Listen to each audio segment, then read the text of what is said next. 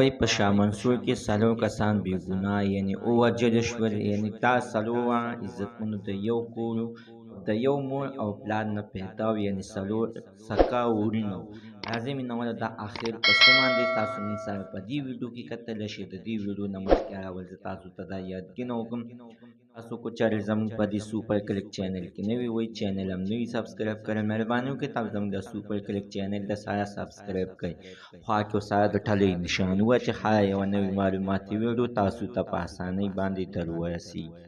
د صوابۍ د شاه منصور عزتمنو په یو توت په ونه باندې څلور کسان ووژل شول. د دې نه مخکې هم عزتمنو دغه شانتې په دې باندې جنګ جګړه شوې وې چې په دې کې عزتمنو د کلي مشران کېناستل، باقاعده روغ او که د روغې د پاسه نن عزتمنو د مانځه نه بعد عزتمنو دغه توت باندې یعنې ویل چې د توت نه موږ څانګې وهو، په دغه توت باندې عزتمنو خلاف کسان راغلي چې چا سره جنګ جګړه وه، ګاونډیانو یا ورسره خوا کې د پټي واله و یعنې ځمکې واله و. عزتمنو په دغه توت باندې عزتمنو یعنې دغه څلور واړه وروڼه بې دردۍ سره ووژل شول او بې ګناه. عزتمنو توت خوږ دی او که انسان عزتمنو د انسان وینه دومره سپکه شوه چې د یو توت قیمت هم عزتمنو یعنې نه ساتي، دومره سپکه شوله. توت چې یعنې خرڅ کړې نو په دې باندې د څلور انسانانو وینې ته اخیستلی شي، څلور انسانان پرې یعنې اخیستلی شي. انسانان عزتمنو دومره سپک شوي دي، د انسان وینه دومره سپکه ده.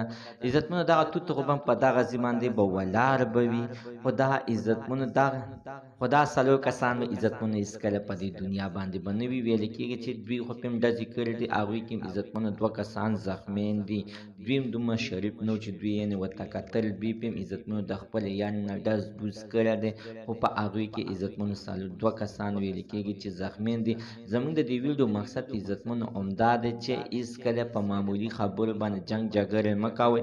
دوی کو یو بل کې نور کوم نشل یو سیټ ته مو شل بیا مو و اخر بیا به هم عزتمنو دوی روغې ته کښېني، داسې به بیا هېڅکله نه کېږي. نو د دې نه ښه دا ده چې د مخکې نه لږ غوندې سوچ وکړي چې آیا موږ دا څه کړو او موږ دا په کومه لار باندې روان. الله تعالی دې نو مسلمان عزتمنو د داسې حادثې نه وساتي. زموږ د نن معلومات د دې ځای پورې د نوي معلومات دپاره د سره زموږ د سوپر کلیک چینل د سره سبسکرایب کړئ، خوا کې سره د ټلۍ نشان ووهئ چې هره یوه نوې معلوماتي ویډیو تاسو ته په اسانۍ باندې در